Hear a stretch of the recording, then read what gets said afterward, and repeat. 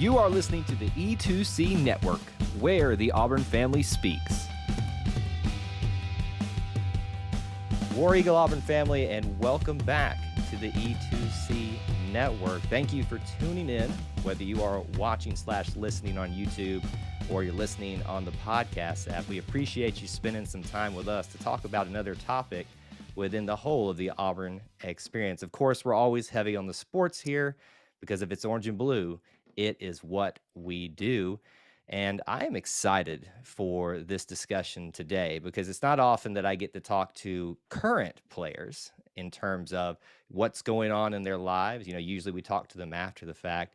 And it's not often that I get an opportunity to talk to an Auburn baseball player. And even though baseball is done, I'm sure there's a lot of people that are still kind of reminiscing and thinking about this incredible season that we just went through as fans. But now we want to find out what it was like for one of the players there. So today, as my guest here on E2C Network, I'm glad to introduce Mr. Hayden Mullins, one of your starting pitchers. Hayden, welcome. Thank you for having me. Thank you. I appreciate you spending the time that you can with us today. It is a pleasure to talk to you as we've talked and gotten to know each other a little bit, just, you know, off the camera and before we started recording. I got to tell you, I've said this to you personally, but just publicly here, for you personally, what you meant to the baseball team for us as fans, but even more so, just carrying it over to the team. You guys just gave us one heck of a ride this season. It was so much fun for me as a Auburn fan who loves all things Auburn, but needed to kind of reignite his, you know, I guess what I'm talking, fervor for Auburn baseball. You guys have done that for me. And I'm sad, like we can't talk about it anymore in terms of that it's still going on. So I just wanted to say thank you for that. You guys gave us an incredible run. Oh yeah, I appreciate it. I mean, it was so much fun with all the guys and being out there every day, just working our butts off to get out there and beat the teams that you saw in the College World Series and more. But yeah, I mean, it was a lot of fun.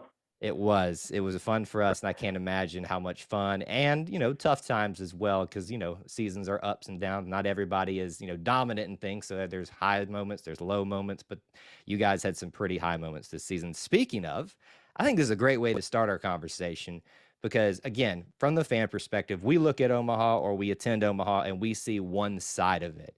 Not even specifically, I want to talk about, at least yet, what you guys accomplished in Omaha, but just tell us as fans, what is it like for you as a player experiencing Omaha, the pinnacle of college baseball? What is that like?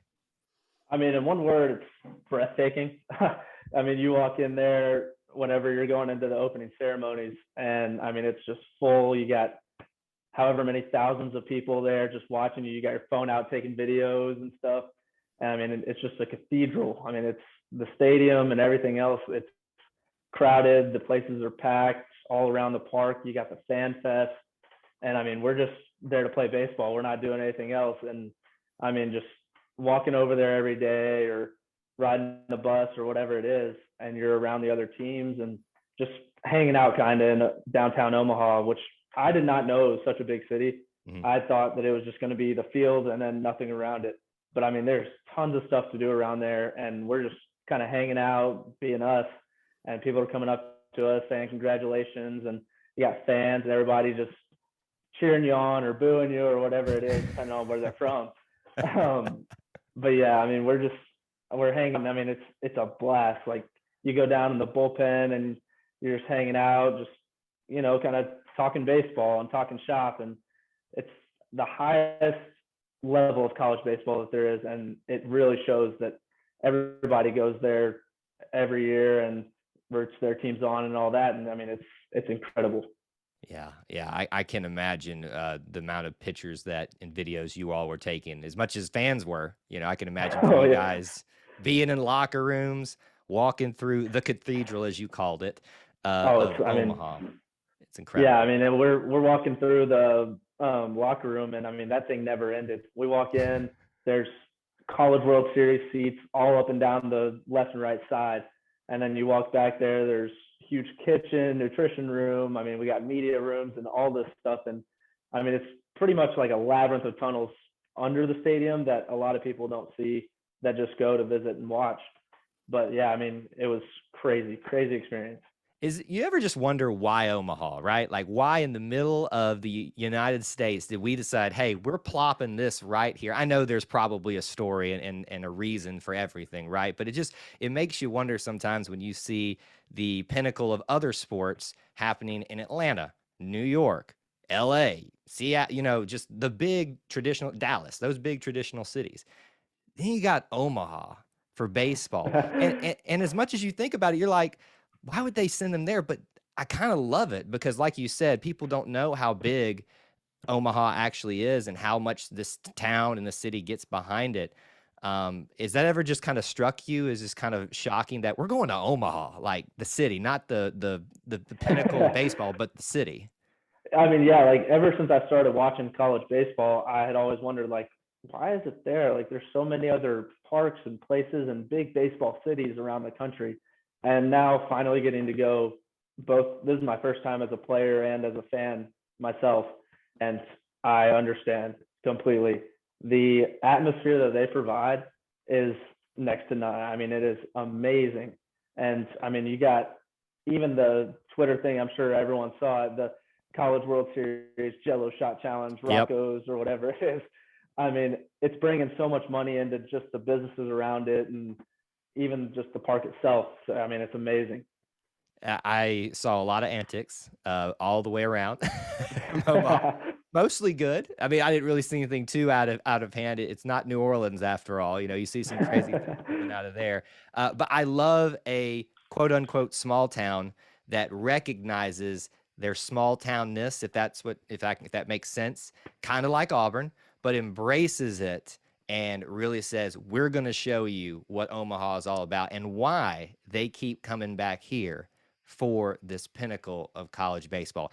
I was unfortunately not able to go this year as much as I tried to make it happen, and I wish I had been there to obviously cheer you guys on in person, but to experience from a fan's perspective what that was like. So that's cool. I appreciate you sharing that with us. What I'd like to do, though, and anything you'd like to share about that, we can come back to as well.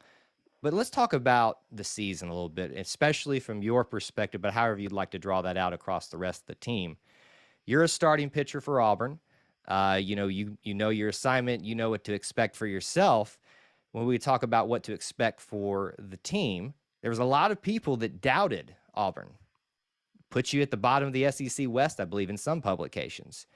Nobody expected much out of Auburn. So when you, as a player, look at that, and you are obviously having a better understanding of what the makeup of the team, what the feeling in the locker room is, how do you process that? Like, do you look at that and be like, well, it's as simple as we're going to prove them wrong? Or is it something that's like, are we really that bad? How do you work through that? Oh, it's definitely we're going to prove them wrong. I mean, that was one of the first talks we had in the fall as a full team. The first time we met, Butch sat us down and he told us, y'all are picked last to finish in the SEC. Like, no one is counting on you. No one expects anything from you.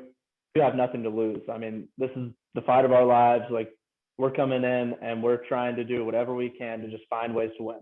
And that's what we did. I mean, the amount of fight in this team versus any other team that I've been on was amazing. Like, it's just crazy. Because, I mean, it all started in the fall. Like, you say how we had this big ride this spring and so many ups and downs, but I mean, it all is manufactured in the fall when we build that fight, that toughness, that synergy, that team synergy, all just 6 a.m.s, 3-4 days a week. I mean, we're running, we're throwing up, we're lifting weights, we're doing all this stuff. And I mean, at that point, you don't really see where it's going to pay off. But yeah, this Omaha team was built this fall. I mean, we're doing a timed mile run if you're a pitcher every Wednesday. If you don't make your time, got to run it Thursday morning. I mean, it was a lot, and we were all going through it together, which was huge for us because I feel like last year with COVID and everything, we weren't able to actually be as close knit of a team as we were this year. So I mean, opening things back up and getting through all that, I think was really helpful to us, especially bringing all the new guys in, getting to meet them, getting to hang around them on and off the field. And I mean, yeah, in the fall, we gave our hitters the most at bats out of anybody in the country, and we gave our pitchers opportunities to pitch to guys more than anybody else in the country. So I mean, it's all built in the fall and it pays off in the spring. But I mean, what we went through together in that fight, like we're all going to remember it for the rest of our lives. I love what you said about you guys giving each other more at bats or more pitches, because I see the evidence of that personally. I'm no expert in baseball. I follow it obviously as close as any Auburn fan can, and I'm a Braves fan, so I follow that as closely as I can as well. But I think we forget that about the intentionality that you guys take about certain areas, and then seeing that come to fruition throughout the season. Because a lot of the conversations I was having here on our YouTube channel, especially during our live streams we do after some of y'all's series, is the bats are just popping off. And it's not just Sonny DeShera. Of course we're talking about Sonny DeShera, but it's up and down the line. And then as the season goes along, and even before that too, but even more as we got towards later in the season, you're starting to see not just one pitcher, two pitchers, three pitchers. We're talking starters, we're talking bullpen rise to the occasion. And it's like it all coalesces into this opportunity that you guys have been presented, but also took advantage of yourselves in Omaha. So I love that you shared how much you guys worked with each other, gave more at bats and more pitches. That's an awesome perspective. I want to talk about a little bit about your personal experience. Then let's talk about half the season. We know kind of where we're heading with this. You unfortunately had something happen to you in one of the series, which we'll address in a minute, but let's talk about that space between that, your time pitching that first half of the season, we'll call it. What sticks out to you? Anything that you'd like to share about that, a game or anything like that? I started in the bullpen when we sent off to Globe Life. I was not set to start. Came out of the bullpen that first game. Didn't pitch really well. I had a couple rough weeks prior, but just command of the ball was not what I wanted it to be. And so I started out of the pen, didn't do well in Globe Life. We traveled back, and I think I pitched well the next 2.5 weeks, and then blow a save against Yale and just a bunch of other things. And like coming out of the pen, I was just not doing my job very well. And they're like, okay, we're going to give you a chance to start some games. How about Rhode Island this Sunday? And that was actually my first start here as an Auburn Tiger, was that Sunday game against Rhode Island. And I think I only went 3 innings, hadn't been extended much, and pitched well. Still pitch count was up, command wasn't there. And they're like, okay, you did your job. We'll see how this plays out. Maybe start a midweek in a couple weeks. Fast forward to the week before the Ole Miss series, we were supposed to play Kennesaw State that Tuesday. And I was slated to start, and it gets rained out. And I'm like, okay, well, what am I going to do now? Should I throw a bullpen, extended bullpen, kind of simulated start? And they're like, no, I think we're going to start you Friday. And got the ball Friday to Ole Miss. And it was a quick turnaround, crazy coincidence that the spot was open because we went through so many different pitchers, and our whole thing as a staff this year was passing the baton. So anybody could have stepped into any role and done just as good of a job, which they did. You saw Jordan Armstrong early. You saw Tommy Sheehan early and late. You saw Mason Barnett, who stepped up. I guess it was right after I went down. He stepped into that role and just picked up right where I left off. So, it was crazy that we had a spot open, and I got that first SEC win against now the national champion, who was number 1 in the country at the time. But it was a wild turn of events, and I'm super grateful for it. But anybody could have stepped into that role, and our whole staff was amazing this year.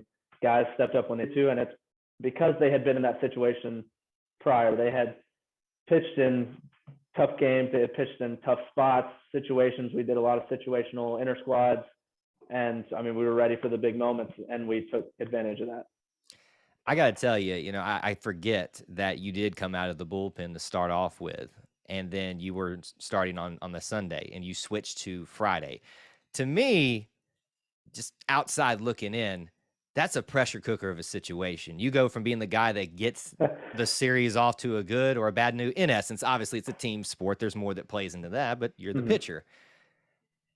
How much pressure did you feel switching over to Friday? Was it a lot, or did it just kind of feel natural? Did you kind of roll with it? So the first Friday was actually the second game of the series because it was Thursday, Friday, Saturday. So right. Mason got us started that week. We lost the Thursday game, and then I was supposed to start that Friday. I was like, oh, just do well enough to keep us in the ball game. Like, this lineup was electric. They had a great year, and I mean, they produced a ton of runs. So I just wanted to keep us in the ball game. That's the job as a starting pitcher. And it went very well. I was very excited about it, and it was a lot to learn from. But I mean, it's once you're thrust into a role like that, I mean, it's kind of sink or swim at that point. It's like you're either going to do it or you're not. There's no in between where it's like, oh, you can kind of start, kind of not. Like, if they're going to trust you to start, you just have to do it. Like, there isn't trying. It's either succeeding or not. And that was a huge thing for me. I was like, I've done this my whole life. I'm just going to go out there, do what I know how to do, and pitch my game. And it worked out. Yeah. And then every other Friday night after that, I was starting until I got hurt. And it's a lot of pressure just knowing that you're getting the other team's best too. And yeah, I can imagine. Yeah, that's something that people don't kind of take into perspective, is like Joseph went 8 and 9 innings back-to-back weekends, and you're like, that's great. Like, he just threw 17 innings in the span of 2 weeks, and I had only thrown 9. And I'm going out there with a fresh scouting report, and you don't really know what you're going into. Like, they could have had a ton of adjustments the week before to now, and just that whole week of practice, they're thinking, this is the guy we're going to be. This is the guy we're focused on. Yeah. So you kind of get nervous. It's like, okay, they scouted me. They know what I've got. So is my stuff going to beat theirs? And you have to believe that you're better than the guy in the box. And I mean, yeah, it's a lot of pressure, especially when, you know, the arm that you're going to be facing could possibly be first, second rounders. And I mean, it's a lot. Yeah, and I got to say, you know, especially early on in that conference play where you put us in position to win the series, when people, again, weren't expecting anything from Auburn. They were expecting them to be at the bottom of the SEC West, at the very least, if not the bottom, one of the bottom in the SEC. And time again, you especially step up in game one and put us into position to be able to potentially win the series, regardless if that's in game 2 or that's in game 3. And it was a joy to watch you in this first half, if you want to call it that, of the season where you were starting. And I got to say, I watched, I think, 1 or 2 games of yours, and I noticed that about you. You talked about the pressure cooker of a situation you can be in. You know, I just got to have confidence with myself.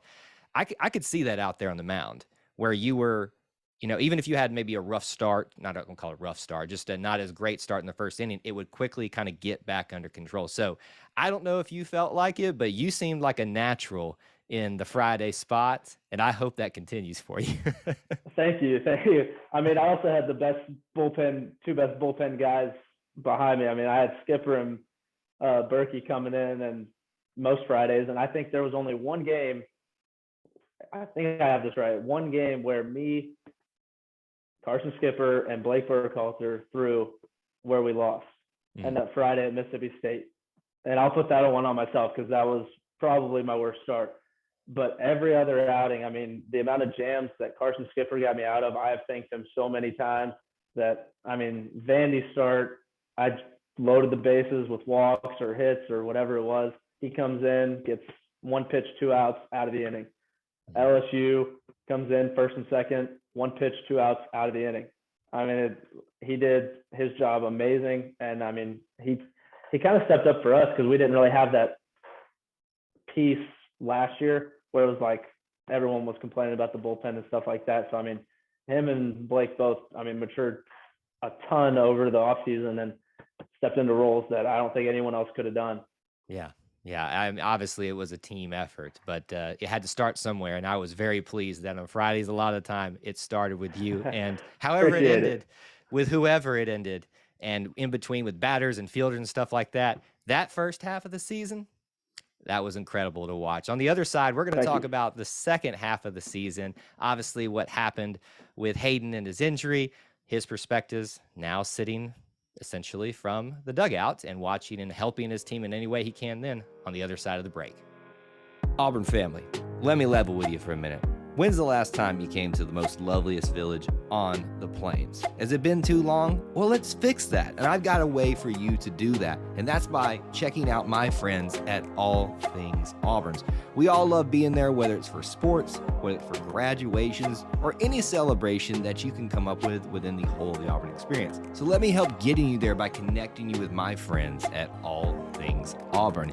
Operating out of the Auburn Game Day Centers, their condos are some of the best places that I've found personally that you can stay to have a great overall experience, not just in their amenities and their rooms, but their location to some of the most important venues that you come to see when you're in Auburn, Alabama.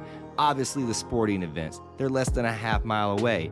Downtown Auburn, under 10-minute walk. Whether you're looking for a short-term weekend getaway or a longer-term stay, they can help you get set up not just for a place to lay your head down at night, but to have a whole and complete Auburn experience. Visit allthingsauburn.net to get your next stay on the plains started in the right way. That's allthingsauburn.net, connecting, accommodating, and guiding you to the ultimate Auburn experience. Still talking with Hayden Mullins about the 2022 Auburn baseball season, and we've had fun discussing that first half and all the great work that he did along with his teammates, putting themselves in position to be in the conversation in the SEC, but people are also starting to talk about them, about are they for real going to factor into the ultimate college baseball picture? We know the story now, obviously, but at that point, a lot of people were asking questions, maybe even you guys yourself, even though you obviously thought you guys had something special. I do want us to maybe start off with addressing what happened. You guys go into the Tennessee matchup. We're all looking forward to this 2 weeks. Tennessee, Arkansas, fans are hyped for it. I'm sure y'all are hyped for it. They're, huge games, 1 and 2 at that time in all of college baseball. And you go out and start at Tennessee. And I'm feeling super confident. I don't know about you. I am feeling confident. I'm like, we're going to take this first game tonight. And you just unfortunately have an injury that happens, and it's just what it is. Can you explain a little bit more about what happened there with whatever you're comfortable with sharing and, what the decision process that happened that got you pulled? Yeah. So, going into it, Knoxville, Tennessee guy, born and raised, grew up a Tennessee fan. So going into there I knew it was going to be the biggest weekend for me. I thought at the time, I was stoked about it. I had, I think, 12 people coming that I had to get tickets for and stuff like that, like friends, family. And so, yeah, I was very excited. Did my normal warm up, all that stuff. Arm wasn't 100%, I would say. It felt fine, but it just wasn't coming out as good as it usually does. Warm up, pregame bullpen, and then go out there for the first inning. And I threw my first couple of warm up pitches. They were really short of the plate, and I was like, "Dang, it must have been like an optical illusion in the bullpen or something like that," because teams will do that. But warm up, fine. Throw the first inning, and that's when I probably built the most confidence I had was after that first inning. I don't remember if I went 1, 2, 3, but I know no runs, and I don't think I hit that first inning, and I struck out 1 or 2, and I was feeling good. I was really confident. I was like, okay, I like where we're at. We're going to win this Friday game against the number 1 seeded Tennessee Volunteers with me and everyone we have behind me. It's going to happen tonight. We're going to shut down this electric offense and go on to do something that no one else has done at this point in the season. And I go out there for the second inning, warm up pitches again, not solid, but I kind of just had gotten over. I was like, okay, neither was the first inning. And then about halfway through the innings, I was kind of getting pieced up a little bit. People were hitting me around. They lay down a bunt. I throw it into Narnia right field. And a lot of people on the team will say everything else looked different after that. I didn't think so, but velo just was not there. First inning, I was kind of 90 to 92, 93. Next inning, I was 89, 90. And after that, I was 87 to 89. And I throw a pitch 2 pitches later to, I don't remember who it was. And just kind of felt like something in my arm just pulled and came back together and tightened real quick. And I was like, oh, call Tony out here. Let's get this looked at. Like, probably another forearm injury. I've had my fair share of those. And he comes out there and he's like, what are you feeling? And I go, it feels kind of the same as what I've had in the past. I think I might be able to pitch a couple more innings on it, like just get through it. And I asked to throw a couple warm-up pitches because Butch came out there as well. And he's like, you want to throw a couple warm-up pitches? Yeah, I want to stay in this game any way possible. Right. Same thing when I got hit in the face. I did not want to come out of that ball I forgot game. about that. Oh, yeah. We can talk about that in a little bit. But I throw my 2 warm-up pitches. I think it was like 86 and 87. And my last pitch I had actually thrown to a hitter was 84 miles an hour. And that was all the juice I had in the tank. And they're like, yeah, I think we better get this looked at. We don't want it to get any worse if it is muscular, and we don't want something serious to turn into more serious. Absolutely. So I feel bad. I had already had a person come out and warm up on the field at one point this season. I didn't want to make someone do it again, but it's just kind of what needed to happen. So Tommy comes out, and I didn't actually see any of his pitches thrown the rest of that inning, but he got me out of it. Incredible. I mean, that's when you talk about big moment situations, he stepped in and made it happen. But I'm back in the training room type thing, and they're testing all the types of weird things that you can do with an elbow, every range of motion that you have to see if it's that surgery or that injury. And at this point, we did not think it was, because I didn't feel any pain with most of the tests that they did. So yeah, I mean, it was like, maybe it's probably muscular, feeling good about it. We'll get it looked at when we get back in Auburn. So I'm down for the weekend. I'm upset. I can't help this team win the series. It's unfortunate. So I throw some ice on it, do some arm care, and the next 2 days I'm just kind of doing rehab stuff. And then we get back to Auburn, get the MRI, and I'd already told people, like, yeah, I think it's just muscular. Should be good back in a couple, 2, 3, 4 weeks, depending on how long it takes to build up. And we get the results back, and it was worse than what we had thought. So we compared it to an MRI I got last year when I did have the forearm injury. And the UCL looked incredible on that MRI, no fluid leaking out anywhere, because they put this little dye in your elbow to tell if anything's leaking out. And compared that to this year, and it was 2 different pictures. Wow. I mean, it wasn't fully torn, which was a good thing. That's why I didn't feel a pop or anything like that. And that's why I didn't get any numbness or anything. But I mean, it was fluid all over the place, a bunch of white on the screen. And you know how an MRI is. It's a black piece of paper with kind of all your muscles and ligaments running down the arm. And yeah, so fluid everywhere. And they kind of talked to me, and they're like, so here are your options. Can either elect to get surgery now and just recover and try to pitch next postseason, maybe. Don't know how fast you'll be back, stuff like that. But I would need the full surgery because it's in the distal part of the elbow. It's not up here. Okay. So I can't do the partial Tommy John. So I'm like, okay, what's my other option? They go, you can try to pitch on it. It's partially torn. Only worst thing you could do is fully tear it. You can't make it any worse than that, and you already need the full surgery. Okay. So those are your 2 options. Either try to work back and pitch on it and maybe give the team maybe 5 to 10 more innings out of the pen and help us get to Omaha and win Omaha, whatever it is. And I chose that option. I didn't want to sit out. That's just kind of, as a competitor, you never want to be sidelined while your other teammates that you suffer through everything with are going through it. Right. So I did a throwing program, kind of built up through 2 bullpens. And after those 2 bullpens, which may have been my worst bullpens of the year, I was like, yeah, this isn't going to happen. I mean, I tried. I could say I tried. But I'm not going to be able to help you. Yeah. There's a lot better options out of the pen. So, Well, I mean, yeah. sorry. I would say it's not for a lack of trying, though. So, don't hold that against yourself. Yeah, so that's the thing. Like, I can't say that I didn't try to come back and help y'all get to where you did get. I mean, Right. I wanted to do my part, and I felt like I had obligations to the team. I'm gonna help y'all if I can. So,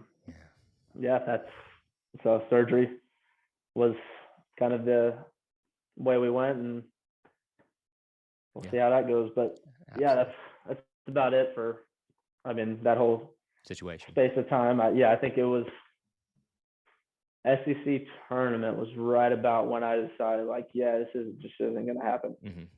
Yeah. I mean, it was a little bit later, but yeah. Throughout the rest of the season, I'll just talk from a fan's perspective here.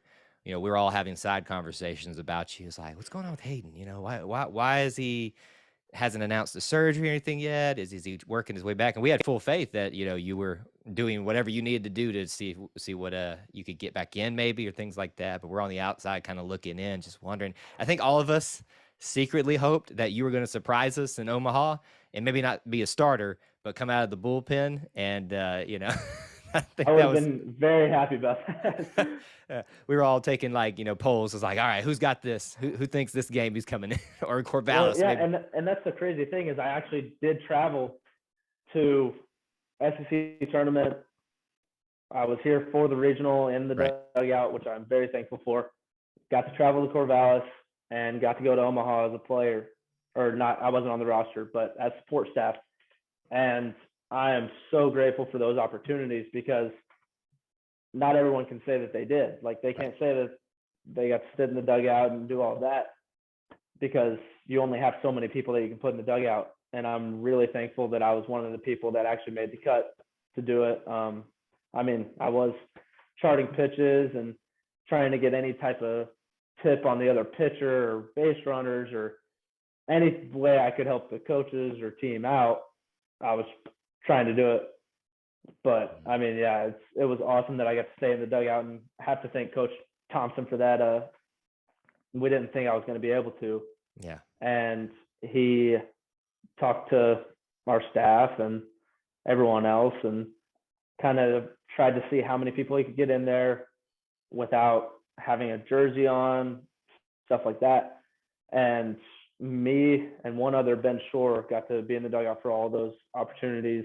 Ben Shore caught every bullpen that you can think of this season. So, I mean, well deserved. And I mean, we're just super thankful that we got to do all that. Yeah, I appreciate you sharing that with us because that was one of the big things I'd wanted to talk about. So you've answered a lot of my questions there. What happens after the fact? What do you go through? What are you getting involved with? And so that's a great insight for you to share with us as fans about, what can you do and what can you get involved with when you don't think you're going to be able to pitch anymore. So that's awesome. I'm glad that you got involved. And listen, I know you're a very respectful and humble guy. You're not going to take as much credit as you think you deserve, or as you don't think you deserve, or however you want to say that. But listen, you deserved every bit of that. You are a huge part of the reason this team even gets into the conversation at that Tennessee game. I mean, seriously, that you get Friday night started off for us against Ole Miss, against Texas A&M, all these SEC schools that everybody thought Auburn was just going to fall over, maybe get a game out of them each time. You were a big part of that. So I think you earned that spot in the dugout, and I know that there were others that probably felt the same way, and I'm sure their time will come, and I know that you're very grateful for that experience. Real quick, let's talk about the baseball to the face incident. Oh, yeah. Okay. Tell me about that. This is a great story, and I love it. I actually have a video of it on my phone because I went back on our team film app, and I moved it all the way back, slow-mo, screen record, slow-mo, just right here, just. But I mean, it is the craziest thing that has ever happened to me on a baseball field. Only because they had hit a line drive to me earlier in the game, and not many people know that is in the second inning. So this was the fourth inning. The second inning, I think it was their leadoff hitter hits a line drive about 100, however many miles an hour, right back at me. And I kind of move out of the way, try to glove it. hits me in the palm of the glove, takes my glove off with the ball. I have to run over there, pick it up, and throw it to first without a glove on. And after that, like, you kind of get spooked a little bit. You're like, oh, okay, well, at least that didn't hit me. It's out of the way. All right, let's finish this game. 2 innings later, I'm pitching. I actually was pitching pretty well. Like, I would put it as one of my best starts on the year before I got hit in the face. Throwing well, and get 2, I think it's 0-2 on Brett Minnick. And I had met him last year here, actually, in this house that I'm staying in. Met him, and we had just like talked and met and kind of just connected, and it was pretty cool.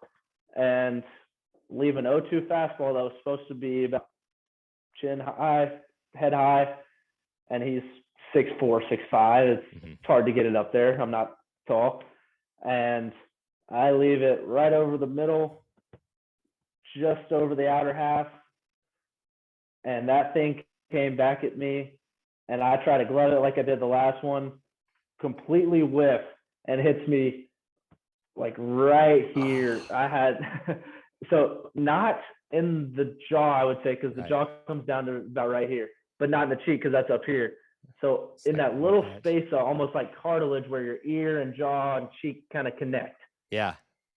And I hit the ground immediately. I don't remember a ton about what I was saying after I hit the ground.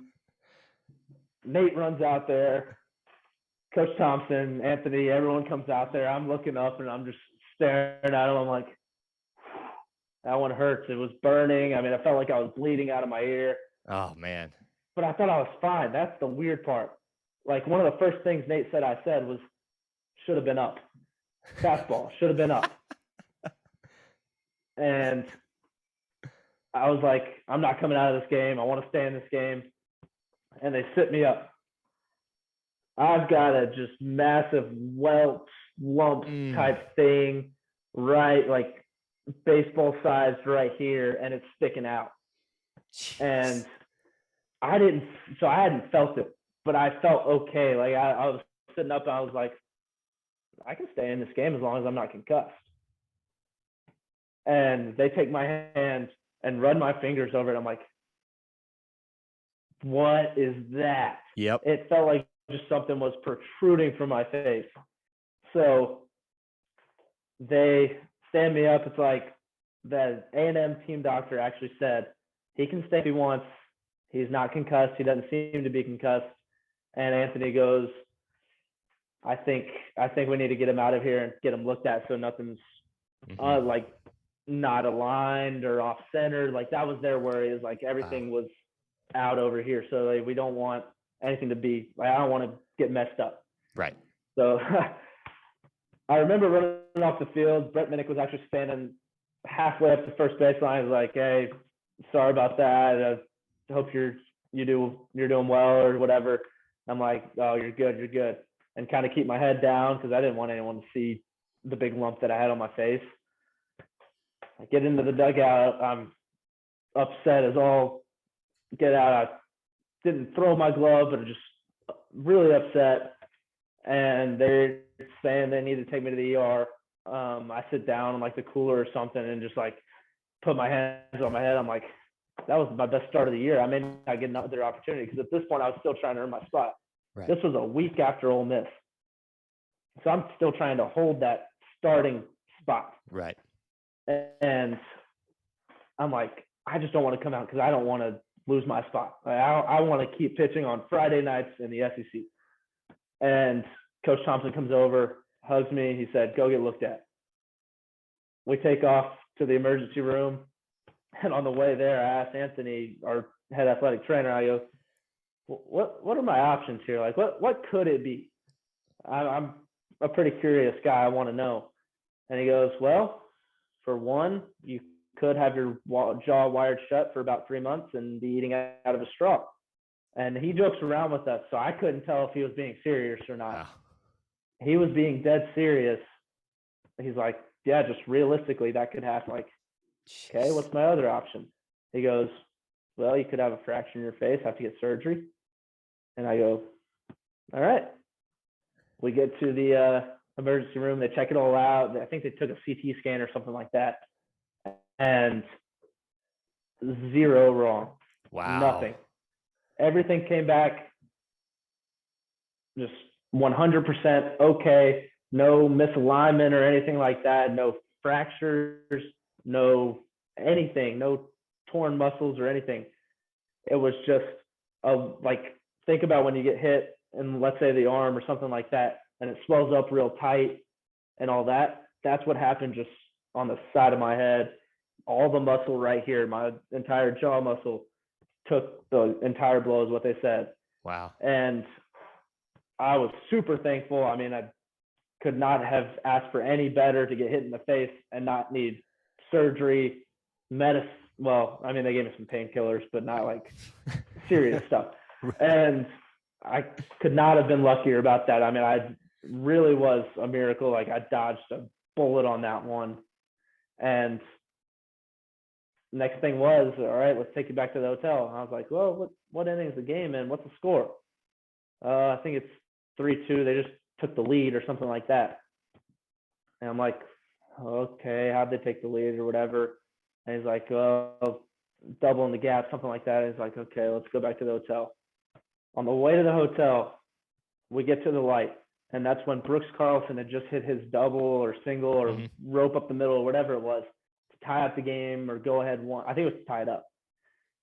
And I'm like, we're going back to the stadium. We're going back to the game. Whips it, just turns straight to the stadium, get there in about the 8th. I think it was still tie game. I think we went into extras that game and ended up winning by 1, maybe. But yeah, we get to the stadium, run in. I'm in shorts and my jersey. I get in there and I'm in the back of the dugout. I didn't want like the camera to show that whole thing. So I'm in the back of the dugout, just kind of like trying to hang back. And Nani looks down at me and goes, "You good?" I go, "Completely okay. Nothing's wrong." They said I couldn't be uglier. We're good. And we end up winning the game. I run out there shaking everybody's hands. I'm ecstatic. And I mean, it was just the wildest turn of events I've had on a baseball field ever. And I mean, just for nothing to be wrong. I mean, eating the next day, could barely open my mouth, but I mean, it was very worth it. It was awesome. I have a similar, not baseball, not as intense and hardcore of a story as yours. It was just a simple elbow to the face. But you always, in those moments, you feel like, I'm okay, I can keep going. But then you realize how much different you look with that thing. Imagine just all the displacement you have in your face once you get hit anywhere. Yeah. And you don't feel it until you're like, yep. Ooh. And then people are like, what is wrong with you? Yeah. And then I caught a bunch of jokes and everything throughout the season, just bus rides and on the way home, just about in the face and stuff like that.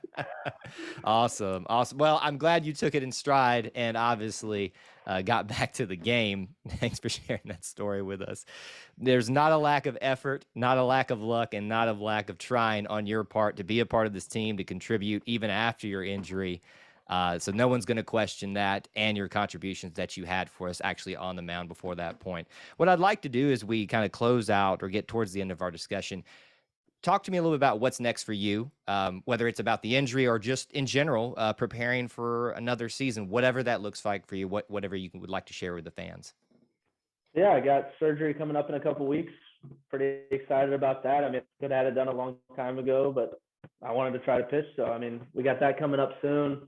I'll be in a cast for maybe a week or two and then a brace for maybe 3-4 months. I don't really know how that goes, and be rehabbing every day. And I think it's a 12-month return to the mound. So, I mean, it's going to be a ride, but I'm excited to go through it. I mean, everybody and their brother knows in baseball, injuries are going to happen, and TJ is just one of those things that does.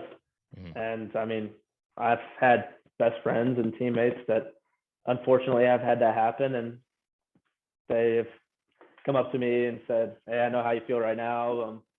sorry. I'm like, it's okay. It's part of baseball. And that's what I tell most people is like, injuries are going to happen.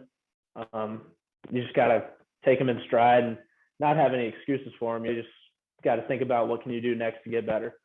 Absolutely. And so bunch of rehab and going to try to return to the mound in about 12 months and see if I can go from there and be a little bit better than I was before. So essentially you move into the role as a coach pretty much is what it sounds like. That's my thing is like, I'm going to be around next year and I'm not going to be pitching and all that. So I'll be hanging around Huddy a lot and I'll be around Nani, who knows more about baseball than I ever will, and I'll be around Butch and Gabe and just everyone that knows the game. And I have meant to ask them, I haven't asked them yet, but like, I want to help them in any way possible and see if I can kind of learn the ropes, because even if base doesn't work out, I want to stay around the game. And I think that would be a huge opportunity for me, is kind of just not an internship, but you're working under some of the best in the business. Absolutely. And Huddy pitched for 17 years in the bigs. Coach Thompson has taken this team to Omaha twice in the last 3 tournaments. So, I mean, it's crazy, like all the knowledge that we have in that coaching room. And yeah, so I'm going to try to learn everything I can, pick up as much as possible and see what I can do from there. But yeah, I mean, I'm really excited about it. Even though I won't be pitching, I mean, be around the guys and this new team and just see how far we can take it. Absolutely. Well, I mean, I can't think of a better role for you other than pitching for us, because you seem like a guy that not only has the drive to continue to make yourself better, but to make others better around you by your learning process, by just being there for the teammates through your experience. I think, obviously, we're going to be very sad to not see you actually out there, although we will not forget. Yeah, well, actually out there on the mound, but we will not forget what you did to get us to this point, because every player on that team did something, even if we didn't see that. When you have a team like this Auburn baseball in 2022 that does the unexpected to the level that it was unexpected, that's more than just a player. That's more than, obviously, we love Sonny. Obviously, we love it. Name this player, that player. That's a team effort, and that starts with it was everybody. Yeah, it was all hands on deck, and BT was always saying, just don't let go of the rope. Everybody's got their hands on it, and it's kind of like those runs that you do as a team where everyone's holding onto the rope up here and you're running up stairs or ramps or whatever it is. And he's saying, don't let go of the rope. Yep. Everyone's got to have a piece of it. Awesome. And everyone's got to row in the same direction. I mean, we're all working for that one goal, and that one goal was Omaha. And of course, we did get there, but we would have liked to win it. So, I mean, that's the next step. That's a great, actually, question. So we'll close out. I got a couple questions for you from some of our Booster Club members that want to just ask some specific things. Since you brought that up about a coach who sets the expectation. I mean, it's cliche. Every coach says the expectation is to win a national championship. But there's something about, I remember that interview that Coach Thompson did where he just looked at him and said, we're our national championship. What are you talking about? I mean, like, there was just something in his eyes that said, oh, this dude means it. It's not just coach speak. So the question comes from Dustin Smith. He says, what is the mindset of a clubhouse when your coach comes out and says championship or bust? However you'd like to answer that. What is that? How do you process that? I mean, anyone that's met Coach Thompson knows that he's one of the most genuine guys in this league and really in the country. But when he says something like that, he means it, and you have to believe it for yourself. So I think it was kind of from a point of self-confidence and confidence in our team and what we had done at that point. I don't think he would have said that last fall when we all arrived on campus, but we had proven things to that point in the season where I think he was comfortable saying that because he had that much confidence in fight and our grit and how we were just going to get it done in whatever way we could find possible, Mm-hmm. And I think it's one of those things that if you say it at the beginning of the season when you haven't proven anything, you haven't even played a game yet, you can't really believe someone that says that because they've got no evidence to support that claim. But when Coach Thompson is saying that after just winning a series at Texas A&M, a series at LSU, a series at home against Vanderbilt, a series at home against Alabama, sweeping South Carolina, things start to change where it's like, we are that team that can do this if we all believe it. And I think that's when he put it out there. It's like, we're starting to believe it around the clubhouse. We need the people around our program to start to believe it as well. And I think that's when the fan base really got into it. It's like, this team could very well be the last team standing at the end of the year. And I still think that would have been, I think any of those 8 teams could have been if one or two things goes their way, you know? That's just how baseball works. Yeah. You know, I remember being at a very chilly, very early Rhode Island series and sitting in that stadium. It's easy for me to say it now in hindsight of everything that happened, but just standing there, freezing my butt off after the game had ended and just going like, there's something different here. I don't know what it is. I'm not going to call national championship or anything like that. I'm not going to be that fan just because it feels special. But there was something, even in that very cold series, or at least that night it was. I think it was a Friday night one that I can remember specifically freezing my butt off with shorts for some reason. That we felt it as much as y'all did, how special this would be. So I got a last question for you from Corey, one of our listeners. And it's hard to answer these questions, you know, because they are asking you to speculate way out in advance. Where do you see the Tigers going next season? Are we looking at Omaha again? I think the first question we have to ask is, what new and old Tigers are we going to have? You know, this team will never be together as one, right? Maybe ever again, just because of draft, transfer, this, that, the other. So, I mean, we really took that into consideration. We're like, this is the last time this team will ever be together as one. Like, we need to make something special of it and all that. And we did go to Omaha, and next year's team really needs to kind of consider that they're not this past year's team. It's a completely different team, whether some people are back or not. It's not the same team, and it never will be. So you can't try to be that team. You got to put all this. I mean, I know it's fresh on our minds. We just went to Omaha. It's College World Series, but I mean, you got to put it in the back seat for a sec and just realize that you need to be present in what we have now, what teammates, coaches, everything that'll be there this year, and see where this team can go now and take it as far as it will go. Because if you keep trying to recreate last year's team, last year's result, and we're not a result-based team throughout the whole year, and I know a lot of people have heard Coach Thompson talk about that. We're process-based team. If you start thinking on the result of the team that happened last year and we need to get there and this, that, and the other, you're going to lose. You're not going to have success, and you're going to get too caught up in here that it's like, we're not where this team was at last year. Next year's team is a completely different team. They could go a completely different direction and still have the same result. It's just, what processes are they going to take to get there?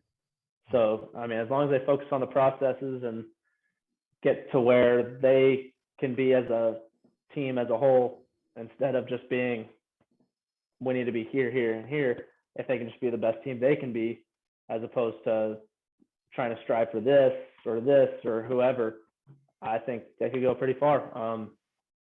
Don't really know how far. Need to see what kind of talent we have next year and what we're going up against. I mean, we're going to be going up against an LSU team that just transferred in about 30 people, it feels like, and 10 different SEC starters, 2 shortstops, and anything you can think of. But I mean, yeah, I mean, it's going to be, I mean, it's Auburn baseball, you know, it's always there, and it's Coach Thompson. And I know that him and the coaching staff and the players will figure it out because it's them. They do this for a living, and Coach Thompson really knows how to turn a program around. And I could see him taking us to 3 World Series and 4 tournaments, but I'm not going to put it out there and say that's going to happen. Obviously, I get it. But I could easily see him doing that, just knowing how good of a coach and a person he is, and how good of a coach and people that he is surrounded by and the support staff and just the guys that he brings in, I could easily see that being another possibility, and we'll just have to wait and see. But I'm very confident in our coaches and staff's ability to just put a team together and get the best out of them, My goodness, you already sound like a coach in a good way.